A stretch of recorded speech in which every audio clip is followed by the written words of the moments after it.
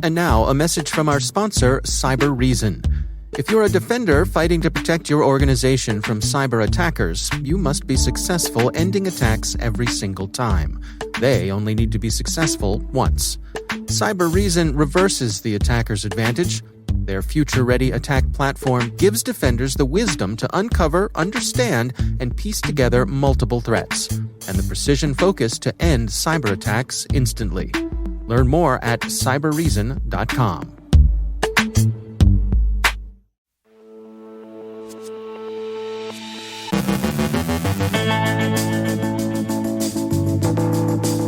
DarkSide says it's feeling the heat and is going out of business, but some of its affiliates are still out and active, for now at least.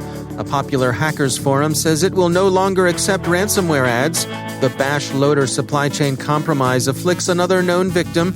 Colonial Pipeline resumes delivery of fuel. Irresponsible disclosure of vulnerabilities hands attackers a big advantage. Carol Terrio looks at NFTs. Joe Carrigan wonders about the return on your ransomware payment investment. And there's a lot of Amazon-themed vishing going on.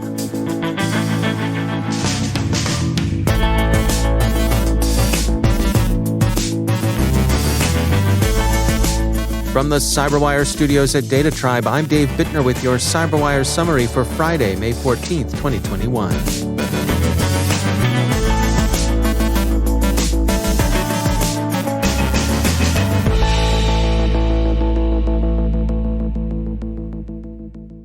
The Wall Street Journal late this morning broke the story, which they sourced to security firm FireEye, a company whom Colonial Pipeline has brought in to deal with the ransomware attack it sustained, that the DarkSide Ransomware as a Service gang has told its affiliates that it intends to shutter its operations. The criminals said they'd lost access to their infrastructure and that they were under pressure from U.S. law enforcement. Forcepoint researchers who've been reading DarkSide stuff on the dark web say the gang complained that it had lost its blog, its payment servers, and its DOS servers. They also said that funds in their payment servers, both theirs and their customers, had been extracted and sent to parts unknown, so it seemed a good time to call it quits. How seriously this exit should be taken remains to be seen. Other ransomware gangs have disbanded under pressure before, only to reconstitute themselves later, perhaps under a different name. Whatever DarkSide's actual plans may be, and even as the Colonial Pipeline resumes deliveries interrupted by ransomware, and we'll hear more on that shortly, DarkSide affiliates continue to inflict their ransomware on other targets. The Colonial Pipeline incident is merely the highest-profile disruptive attack.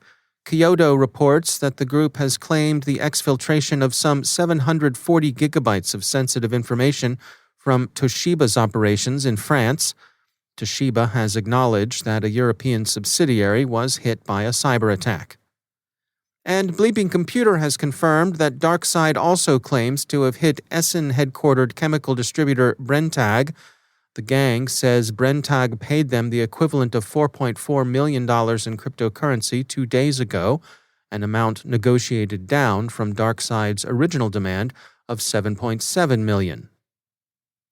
As ransomware as a service offerings play a more prominent role in the criminal underground economy, the Record reports that one popular hacking forum, XSS, formerly known as Damagilab, has announced it will no longer accept advertising for ransomware services.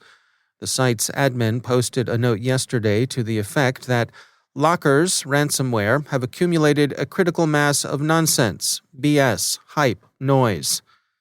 As has been the case with other fora in the past, XSS's firm resolution to sin no more may have been prompted by a kind of near-death or at least near-prosecution experience. As the Record puts it, quote, "However, even before those talks could take place, the message appears to have registered loud and clear. In a message today, the XSS admin team decided to avoid unwanted scrutiny, claiming that their forum's main purpose was always knowledge and not to serve as a marketplace for criminal gangs. Their decision might have been hastened by the fact that the DarkSide ransomware gang ran an ad for its affiliate program on the XSS forum, together with all the major ransomware operations, such as REvil, NetWalker, GandCrab, Avedon, and many others." End quote. So, hey, it's a quest for knowledge, not the aiding and abetting of criminal enterprises. That's the ticket, and good for XSS. Researchers at security firm Forcepoint have taken a closer look at XSS. The forum's proprietors appear to have felt that Moscow was getting ready to hang them out to dry. Forcepoint provides this translation from the admin's posts. Peskov, that is Russian President Putin's press secretary, is forced to make excuses in front of our overseas friends, which would be you, Mr. and Mrs. United States, adding, "This is a bit too much." The admin linked to an article in Kommersant, a Russian news site that ran under the title, "Russia has nothing to do with hacking attacks on a pipeline in the United States." So the forum isn't feeling the love right now. Sometimes guilty knowledge comes with a wink, and sometimes not. XSS is not seeing a wink. The Code Cove Bash Loader supply chain compromise has affected another victim. Rapid7 disclosed yesterday that a small subset of their source code repositories for internal tooling for their MDR service was accessed by an unauthorized party outside of Rapid7. The company emphasizes that the incident has now been contained and that in any case they haven't used Code Cove on any CI server employed for product code. Colonial Pipeline reported yesterday afternoon that it had resumed delivering product through its lines to all the markets it serves. That said, it's expected to be several days until service returns to normal, and some customers may experience intermittent disruption while Colonial brings its service back. More outlets, including the Wall Street Journal, are reporting that Colonial Pipeline paid almost $5 million in ransom within hours of being contacted by the dark-side criminals. That, however, may have done little good, as the decryption tools are said to have proven inadequate to their promised task of restoration, and the company seems to have worked from its own backups to resume deliveries. That's bad news in some sense for everyone. Colonial is out $5 million. Other organizations, the New York Times notes, are chagrined by the fuel the payment poured into the bandit economy. And, as Joseph Cox tweets, the hoods themselves will find it difficult to make their case for payment in future attacks. If the decryptors are less than fully successful, why throw good money after bad? The Voice of America reports that U.S. Homeland Security Secretary Mayorkas promised Congress a whole-of-government response to the incident. DarkSide is generally believed to operate from Russia. So was the Russian government behind the ransomware attack?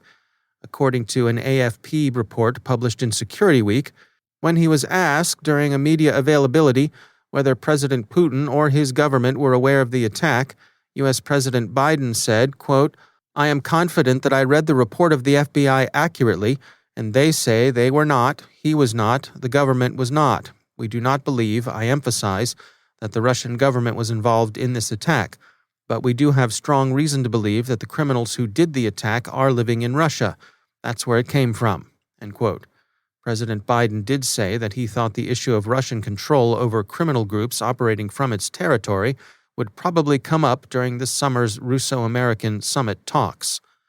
An official disavowal of belief of direct Kremlin involvement may be motivated by the way the incident looks like deniable sabotage. The Russian government has used fronts, cutouts, and contractors before, and one of the responsibilities of sovereignty is preventing attacks on other nations by people operating from one's territory. And if there were mark and reprisal in cyberspace, it might well look a lot like a ransomware attack. The government sees its adversaries disrupted, and the cyber privateers get, in this case, about $5 million in altcoin. CNBC offers an example of this kind of speculation, which we emphasize is exactly that, speculation, but plausible speculation. The Global Times, a Chinese government-aligned media outlet founded in 2009 to counter the designed provocation that is common in Western media's China reportage, frames the ransomware attack on Colonial Pipeline as blowback for American aggression in cyberspace. That's one way of looking at it. Speculation, but tendentious speculation. Attention vulnerability researchers, here's a reason for responsible disclosure. A study by Kenna Security finds that white hats who publish exploits before patches are available are handing a big advantage to attackers, one that amounts to a 90-day head start over the defenders. And finally, has a robocall recently told you it was from Amazon and asked you to press 1 to resolve suspicious activity in your account? You know, the kind of call that gives you that suspicious bloop sound when the robot hands you over to the crooked human operator? You're not alone. Umail warns that this particular phishing scam is hitting U.S. phones at a clip of between 100 million and 150 million a month. So don't press 1, friends, and class dismissed.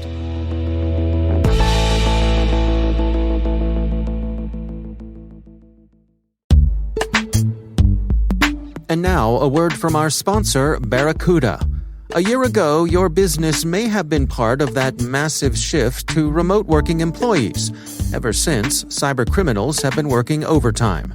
Now, they're leveraging activity around the COVID vaccine to disguise phishing attacks, hoping to steal money or personal information. That can cost you customers hundreds of thousands of dollars and your reputation in the marketplace. Your email gateway is good for stopping viruses, but you're defenseless against targeted attacks like phishing, account takeover, and hijacking. The Barracuda Email Threat Scanner is a free tool you can use right now to help protect your employees, your business, and your customers. The Barracuda Email Threat Scanner analyzes your Office 365 accounts and identifies malicious emails that slipped past your gateway. Find the cybersecurity threats that are hiding in your Office 365 email right now. Use the Barracuda Email Threat Scanner for free at barracuda.com/cyberwire. That's barracuda.com/cyberwire. And we thank Barracuda for sponsoring our show.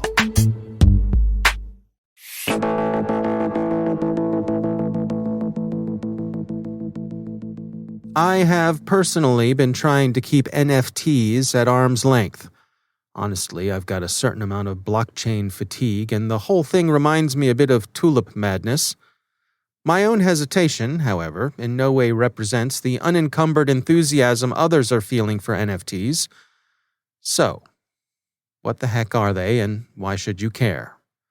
Our CyberWire UK correspondent Carol Terrio shares this commentary. So, NFTs, what the heck are they? Well, I'm going to tell you what they are. I'm going to tell you why people are talking about them, and I'm going to tell you what to look out for.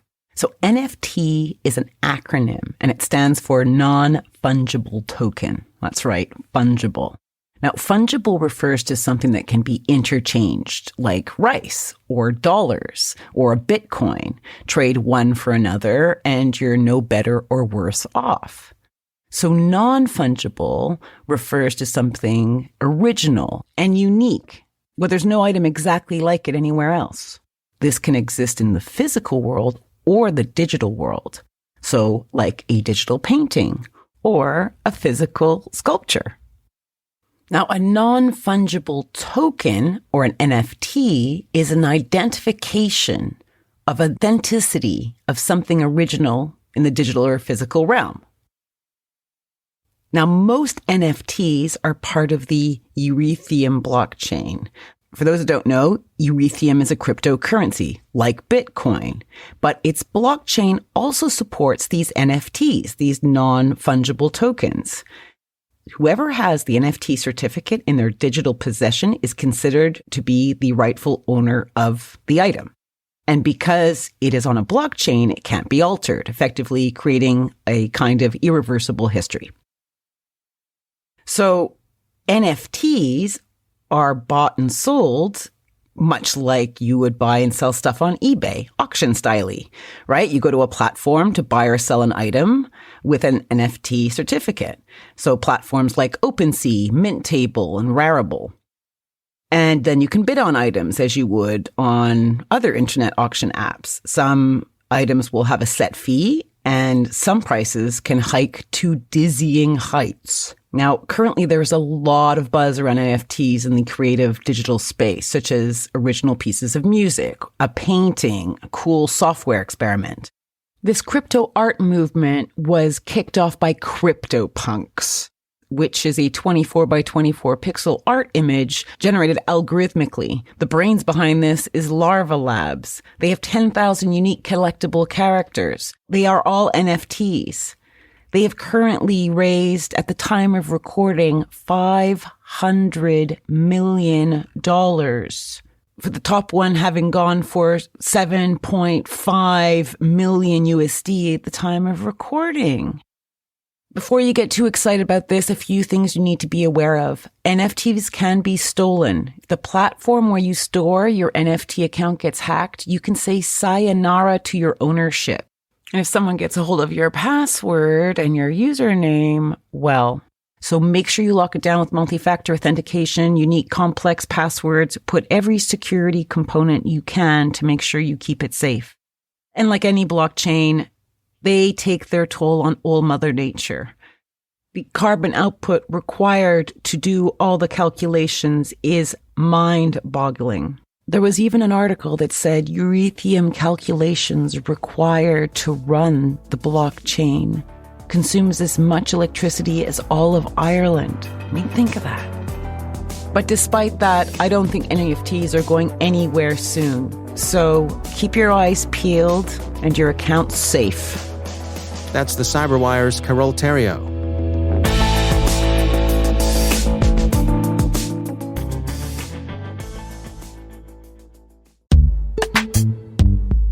And now, a word from our sponsor, ExtraHop, stopping breaches with cloud-native network detection and response. Let's face it, cyber criminals have the upper hand, and the most advanced ones have already made it past your defenses. When advanced threats like SolarWinds Sunburst compromises your business, you need a strategy. Tune in to ExtraHop's session, Building a CISO Response Strategy to Advanced Threats, at the RSA Conference on May 19th, and learn real, applicable strategies to build resilience against advanced threats. Find session details and learn more about ExtraHop's presence at the 2021 RSA Conference at extrahop.com/RSAC21. That's extrahop.com/RSAC21. And we thank ExtraHop for sponsoring our show.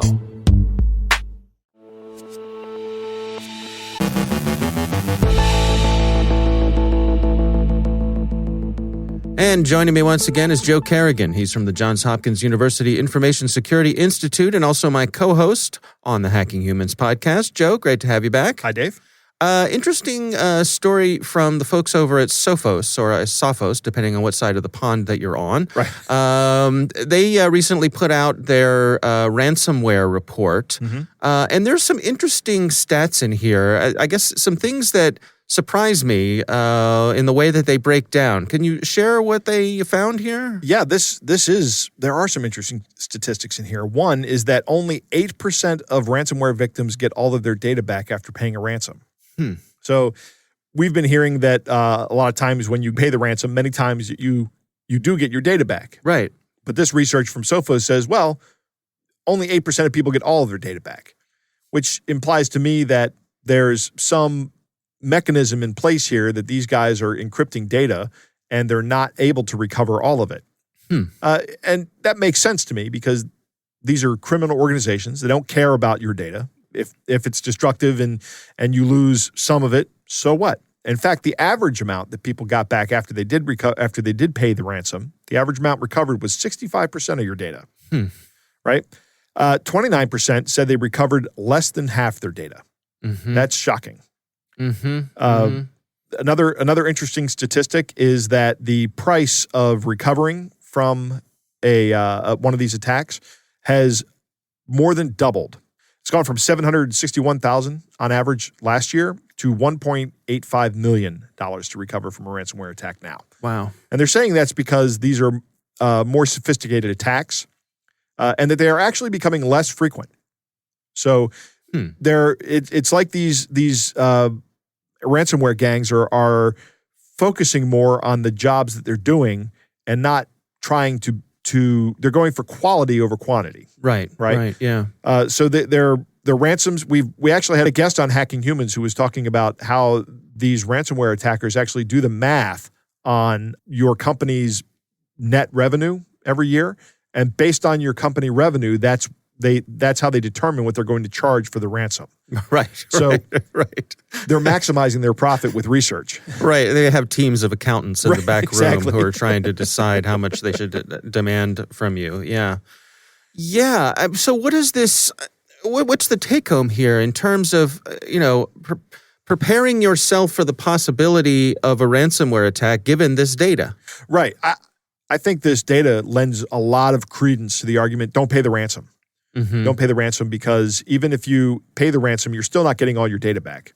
There's an 8% chance you'll get everything back. Right. That's a really low chance. Yeah. And if you have good backups and you can get all your data back without paying the ransom, you're golden. I mean, yes, you're going to lose time, and that there's still going to be a cost impact that is going to happen, and that's unfortunate. Yeah.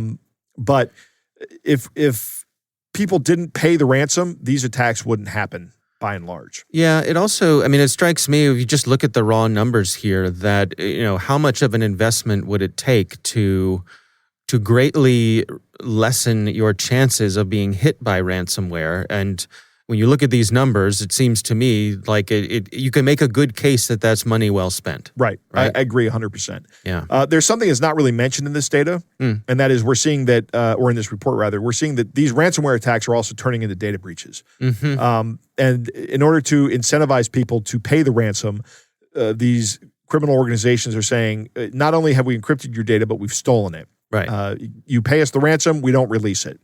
You should absolutely not let that be part of your calculus. What has happened is you've suffered a data breach. Period. That's all. You have to act accordingly and do whatever mitigation you have and notify whomever data has been breached. Mm-hmm. You have to take care of that, and you should not let that influence you, because even if you pay the ransom, studies have shown that they are still going to sell the data or release the data. Mm-hmm. It doesn't do you any good. And that data is still out there in the hands of criminals. And you also open yourself up to repeat business from these guys. Right. You paid us the ransom to keep the data quiet. Now we need that some amount of money on an annual basis in order to continue to keep it quiet. So once that data's out the door, it's out the door. Assume the reputational loss Yep. that's going to follow, because you cannot do business in good faith with criminals. Yes, absolutely. Yeah. That's an excellent way to put it. All right. Interesting stuff for sure. Joe Carrigan, thanks for joining us. It's my pleasure.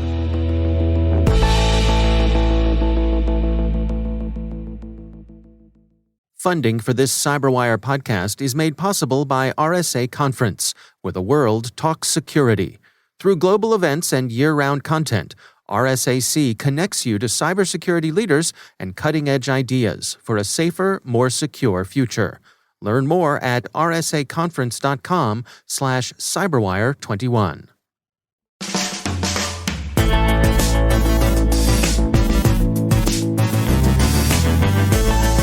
And that's the CyberWire. For links to all of today's stories, check out our daily briefing at thecyberwire.com. Be sure to check out this week's Research Saturday show and my conversation with Lieutenant Colonel Erica Mitchell from the Army Cyber Institute. We're going to be discussing their infrastructure resiliency research. It's a project called Jack Voltaic. Be sure to check it out.